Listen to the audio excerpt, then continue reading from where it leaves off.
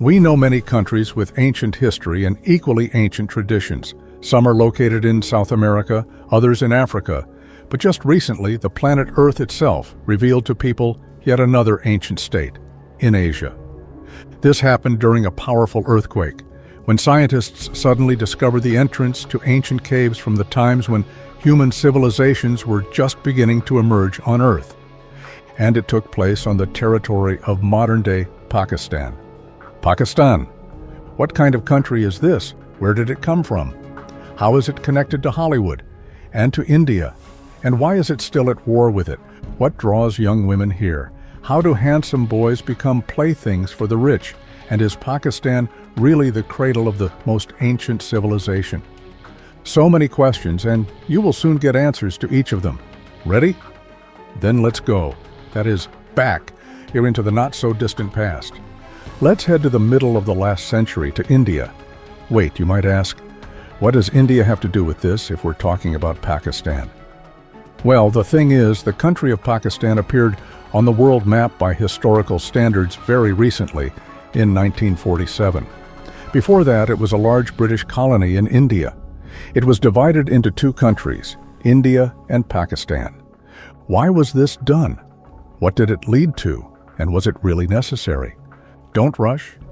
We should recall that India is a multinational country with many followers of different religions. But two major groups stand out in particular: Hindus and Muslims. Only Muslims are fewer than Hindus, and they began to fear that their rights would be oppressed. The Muslims demanded the creation of their own separate state. Thus, the idea of Pakistan was born, the land of the pure, where Muslims could live by their own Islamic laws and traditions. In 1947, the British officially and finally left India. The country gained independence and was divided into two states, the Indian Union and Pakistan. At that time, Pakistan consisted of two parts, West Pakistan, modern Pakistan, and East Pakistan, which later became the country of Bangladesh. The partition was very painful and done along religious lines. Areas with a Muslim majority went to Pakistan, while those with a Hindu majority went to India. Millions of people were forced to abandon their homes and flee to the side where their religion was the majority. Hindus and Sikhs went to India, Muslims to Pakistan. Terrible things happened along the way: mass killings, robberies, women were assaulted. According to different estimates, about 1 million people died. To this day, there is a dispute between these two countries over the Kashmir region, which both claim, and we will come back to this conflict later. For now, let's note that after the partition, both countries went their separate ways.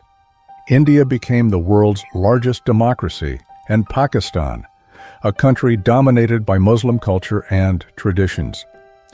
Now we come to some very interesting questions. As we know, India is a surprising and dangerous country, full of various temptations, sometimes even conflicting with the law. It is a fairly poor country with a high crime rate. And Pakistan? What is the attitude here toward free love and banned substances? Are there dangerous areas where tourists better not go? Pakistan is a large country with a population of over 240 million people, and like any large country, it has its share of violations and crime. The crime rate in Pakistan varies by region. In some places, the situation is relatively calm. In others, lawbreaking remains a serious issue. If we find ourselves in a big city like Karachi or Lahore, we should hold on tight to our bag and mobile phone. Theft is quite common. By the way, Karachi is generally a dangerous city for tourists, where they can not only be robbed but also seriously injured. Religious fanatics are so zealous toward followers of other faiths that they might not only beat a person but even douse them in molten lead. Due to political instability, many gang groups constantly fight for control. Issues here are not resolved in court. It's much easier to settle things by force. You can easily eliminate a rival by hiring a hitman. Criminal killings, kidnappings for ransom, extortion, and the drug trade. That's not even the full list of the underworld's dark dealings. Pakistan borders Afghanistan. In these regions, there are many radical groups. They carry out attacks on the army, police, schools, and civilians. But aside from that, we will also encounter a very delicate and disturbing issue: the use of underage boys in adult relationships. This phenomenon is called bachabazi. It originated in Pakistan back in the 9th century, then spread to Afghanistan and even part of Turkestan. Today, this horrifying medieval remnant still exists in some areas of Pakistan and Afghanistan. What is this strange tradition, and how is it viewed in the modern world? Let's imagine a closed party in the mansion of an influential Pakistani man. The men are having relaxed conversations discussing important matters. There are no women in sight. In a Muslim country, they are not invited to such gatherings. But what about girls? And here she is, in a long closed outfit, beautifully dancing in the center of the hall, capturing everyone's attention. Oh, such grace, such fluid and flexible movements of the hands and body. But look more closely. This is not a girl at all. It's a boy, around 12, 13 years old, dressed in a woman's dress and wearing bright makeup not typical for a man. This is what bachabazi is. Boys with pleasant appearances are dressed like girls and trained to dance for the entertainment of adult men. Why, you might ask? What kind of savagery is this? The thing is, Pakistan and Afghanistan are countries where almost the entire population is Muslim, and Islamic laws are very strict when it comes to women. They are forbidden from dancing in front of an audience. If a woman is not a relative, a man is not even allowed to look at her, and trying to talk to her could cost him his life. A woman must remain pure in body and mind until marriage. The male members of the family watch over this very strictly. But not every man can get married. Sometimes the bride price demanded by her family is more than a groom can afford. Yet a man remains a man, even if he's not married. So how can he fulfill his needs? Also, owning a bachabazi is a symbol of wealth and a certain status in society. These boys are physically mature and fairly attractive. In fact, this is a very ancient tradition. In Egypt, there were the Qawalat men with long hair and bright makeup. They dressed in women's clothes and danced for the public. And in the Ottoman Empire, there were also boy dancers known as kocheks, little camels.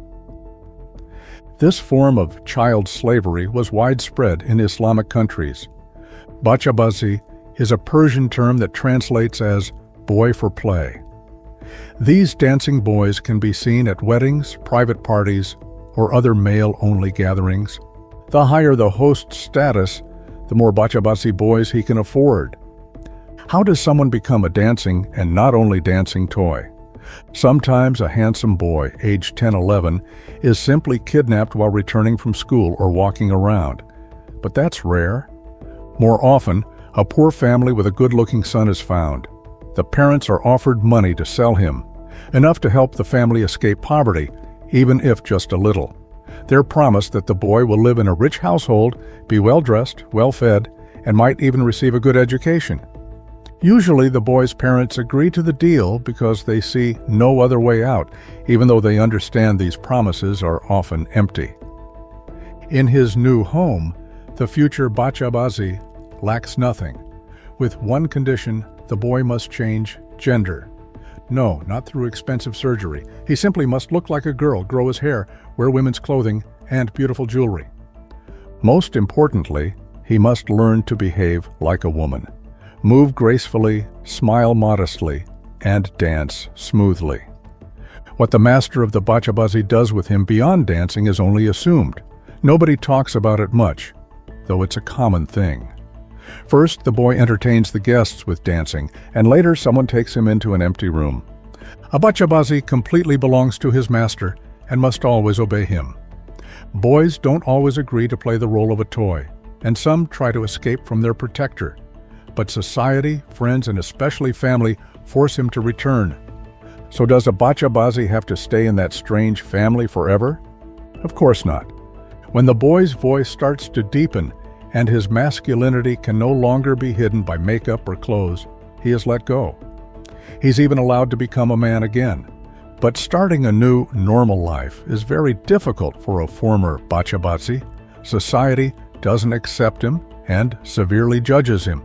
Sometimes the boy's former master helps him, gives him money, or helps him find work. But more often, he's simply thrown out like a broken toy. Most former bachabatsi live lives no one would envy. They become outcasts, struggle to find jobs or build families. Realizing their hopeless situation, many turn to illegal substances and die young. Some return to their master and serve him until death. Today, this practice is considered illegal in Pakistan, but the demand for bachabatsi on the black market remains strong. Most likely because even if people find out, none of the participants will be punished, since this is not seen as a banned homosexual relationship. This tradition runs very deep and destroys the lives of many unfortunate young boys. But wait, aren't there women of easy virtue in Pakistan? Engaging in free love is banned in Pakistan. Sex outside of marriage is severely punished. But that doesn't stop the world's oldest profession from thriving in this Muslim country. As often happens, the police know about it and not only don't interfere, sometimes they protect the business. Usually ladies of the night are citizens of other countries, though some are locals. What drives girls from strict Muslim families into this line of work? Just like in India, extreme poverty. Some beautiful girls from rural areas or refugee camps are bought by pimps and taken to brothels. Others try to find work themselves as maids or cooks in wealthy households. But besides hard physical labor, they often face harassment from men, usually the master of the house, sometimes his sons, or even other male relatives. The girl, of course, can't complain. The police won't listen, she'll lose her job, and likely won't find another. That's why women often rent tiny rooms with dark windows in quiet neighborhoods of big cities. The rooms are barely furnished, but always clean. The sweet smell of Eastern incense helps the client relax and enjoy himself. Girls have to live in constant fear, worrying that one day a client might turn them in to the police. If that happens, the poor girl faces very harsh punishment. That's why most of the money they earn goes straight to the cops, who, even despite bribes, could arrest them at any time. By the way, there were cases where 2 women accused of providing sexual services were sentenced to beheading. But despite the constant risk, these girls keep working to support their parents, younger brothers, and sisters. Only when their family members grow up and can support themselves can the girl leave this profession. But that rarely happens. Often Pakistani prostitutes are pushed into this life by their own mothers. Some gently persuade, others force them cruelly. Living under constant stress leads nowhere good. To escape reality, girls start drinking, using drugs, and many die because of it. But if poverty drives Islamic women into prostitution, then why do so many affectionate girls from other countries come to Pakistan? In cities like Islamabad and Karachi, dozens of women from other European countries work there, mostly from Tajikistan, Azerbaijan, Ukraine, and Russia. They aren't scared by the strict official ban on free love, but they work and live in organized groups. In Karachi alone, there are several such groups with 10, 15 women each. Pimps are always around. They supply the goods to customers and deal with the right people. Foreign girls are also driven by the desire to make easy money, since they can earn nearly 3 times more per client than back home. Wealthy Pakistanis are willing to pay well for white-skinned women. They like them not just for their skin color, but also for their rich imagination in bed. One girl can serve up to 3 clients a night, including big bank owners, businessmen, and politicians. It's pretty hard to find police cases against prostitutes. Often cases aren't even opened following calls from influential people. And sometimes the love priestess herself has good connections. Then she's immediately released. In general, this is a well-organized business, often protected by high-ranking police officers, so it's very hard to eliminate. Corruption is one of Pakistan's biggest problems. Bribes and abuses of power happen in the police, courts, customs, and other government agencies. This stops any real fight against crime because those who should stop it are part of it themselves. How do you catch and punish yourself? And rich clients never get exposed personally. Usually, a bodyguard or driver of an influential person contacts the pimps, gives the password, and orders a girl or even a boy. You won't find a streetwalker just walking on the street, unlike in neighboring India. You need either recommendations or live in a wealthy neighborhood to know how to find one. By the way, pimps are religious people forced to do this work to support their families. They understand they're constantly sinning, but believe they can pray to Allah for forgiveness. Sometimes former bachabazi, boys forced into sexual slavery, become pimps. How do these fallen women end up in Pakistan? How do they end up in brothels? You wouldn't believe it. They come legally on their real passports after making deals and bribing Pakistani officials. The girls are met and immediately taken to a brothel. And there they hand over their documents to the madam and rent a room. They say no one is forced into this. The girls show no signs of coercion or abuse. Once a year they get their passports back and go home to their families. But honestly, it's hard to say it's truly their free choice. There are cases where girls were held hostage by threats against their children or relatives, but were forced to claim they chose this work voluntarily. Until women get security guarantees, many keep providing sexual services against their will. What else pushes them down this path? Often behind these girls' backs lies some sad personal drama. That's why most women in the oldest profession quickly start drinking and using drugs, which are easy to get in Pakistan. We'll definitely come back to this topic, but for now, I want to know, do you know what Hollywood is? Of course, a strange question. Who doesn't know the American film industry? And what is Bollywood? It's also a film factory, but Indian. Nollywood makes movies in Africa, so just change the first letter. And here's a new film factory. Why mention this? Because Pakistan also has a film industry, Lollywood, based in Lahore. The posters for local movies are gruesome, weapons and blood everywhere. The heroes stare at you wide-eyed. Sometimes it's a guy with a machine gun, sometimes a woman clutching a machete. On the next poster, they just swap gear for variety. Nobody seems to care about the plot. What matters is who waves what this time. You could stare at these posters forever, especially if you're high like the person who made them. But if a poster shows a whiskey bottle, its label is covered with a piece of white paper. It's forbidden by Islamic law. If you wander the streets of Lahore, you might find an adult movie theater, but be careful. The moment you pull out a camera or phone, a guard appears. No filming or photography allowed. You can tell it's an adult theater right away. The colorful posters look like pages from the famous adult magazine Playboy. And in general, it seems like people come here just to look at bright pictures with indecent scenes. How this is possible in Pakistan, a country with strict Muslim rules, is something one can only guess. By the way, such pictures are very rare in other cities of this country. Even if an interesting magazine with semi-naked models ends up in the hands of the male population, it is carefully kept and looked at only on holidays. And about women, I won't even mention, they are not supposed to look at such things at all. Of course, this does not apply to wealthy and well-off people whose lives are carefully hidden behind high walls of luxurious houses. Want to take a look inside a movie theater? Carefully, let's go inside. Through a haze of smoke, hopefully tobacco, you can see uneven rows of chairs, some of which are simply missing.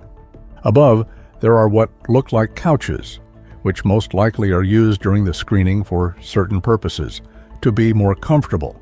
By the way, they will let you in at any minute. Don't worry about missing part of the movie. The plot repeats all the time anyway. Only the actresses change, who dance trying to seduce another man. Though sometimes, policemen appear on screen trying to catch someone, but then it goes back to dancing and kissing. Hardly anyone will watch such a movie sober to the end.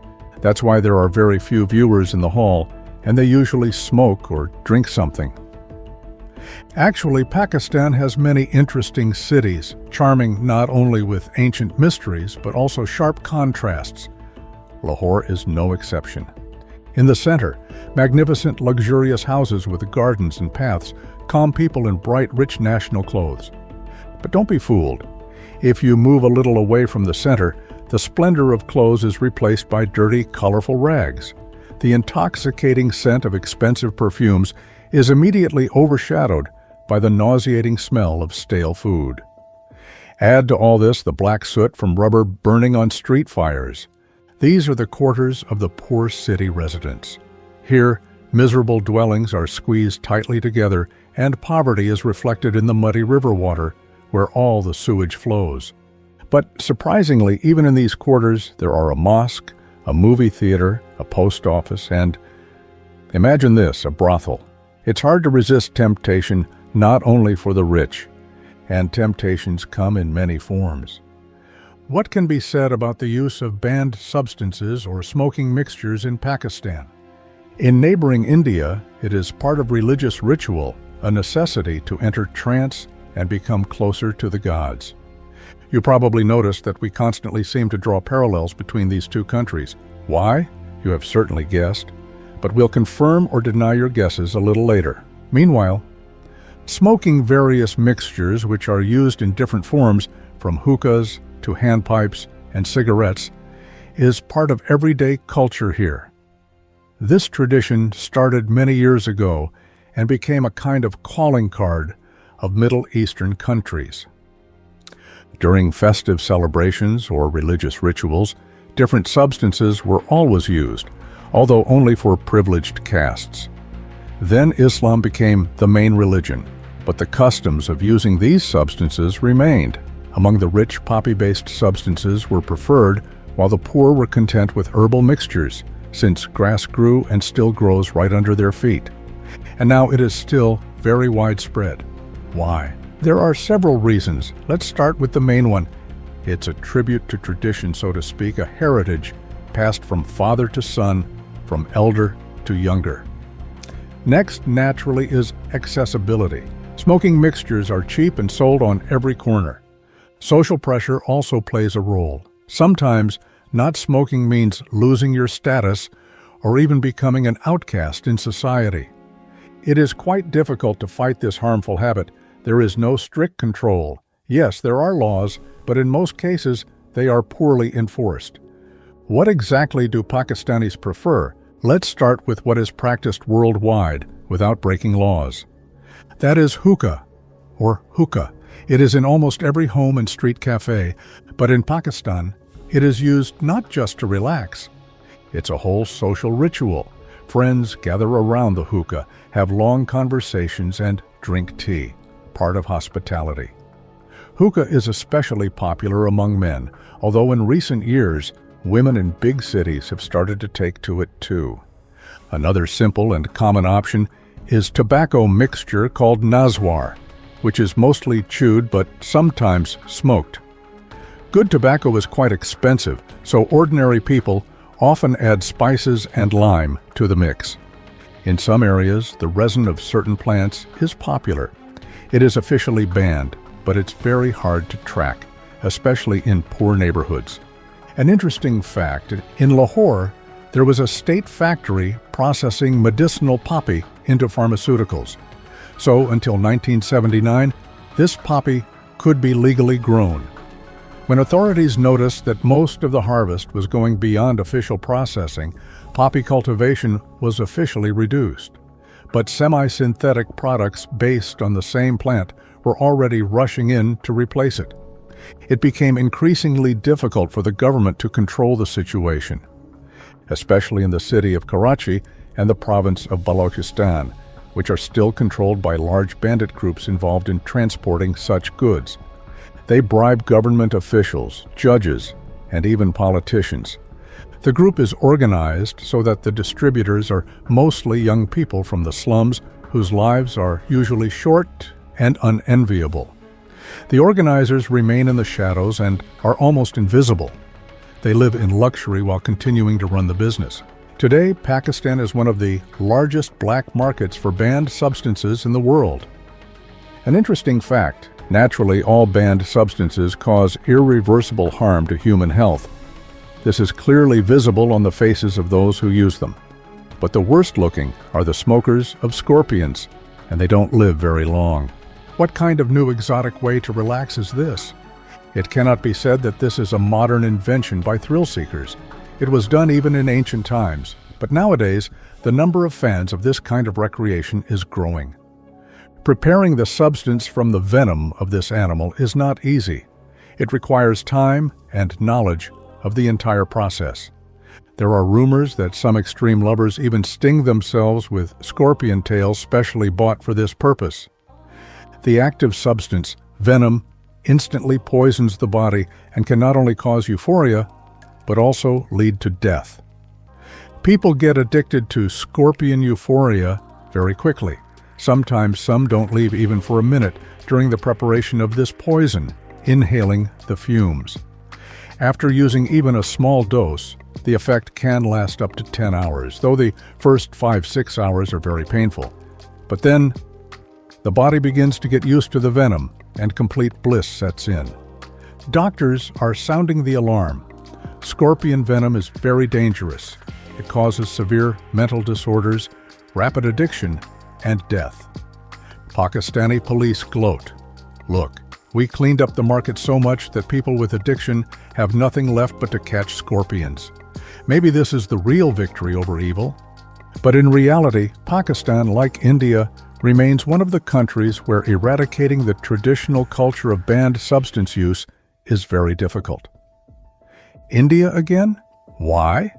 Yes, probably because these two states, despite being separated, remain one whole.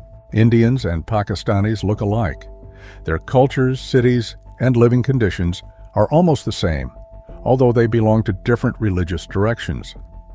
Thousands of years ago, one of the most developed ancient civilizations existed on this land. It surpassed even Egypt in the standard of living. The center of this civilization was the city of Mohenjo-Daro, which means Mound of the Dead.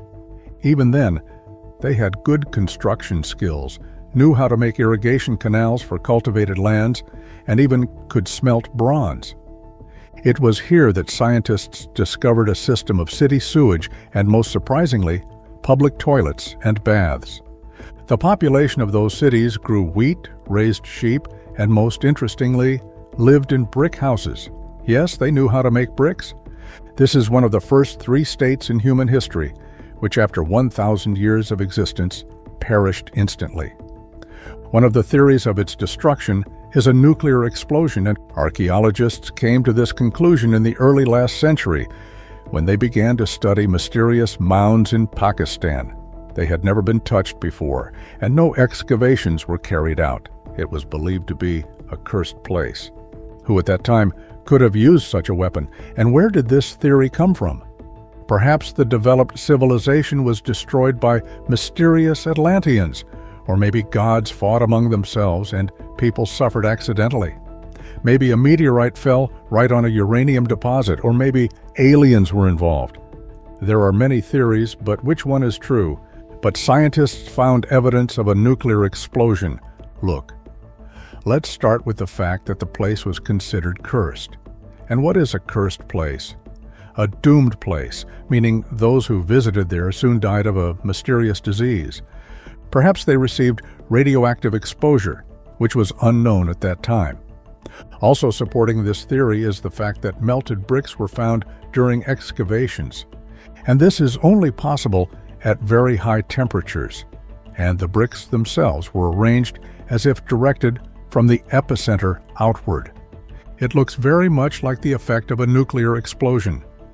But let's return to our time.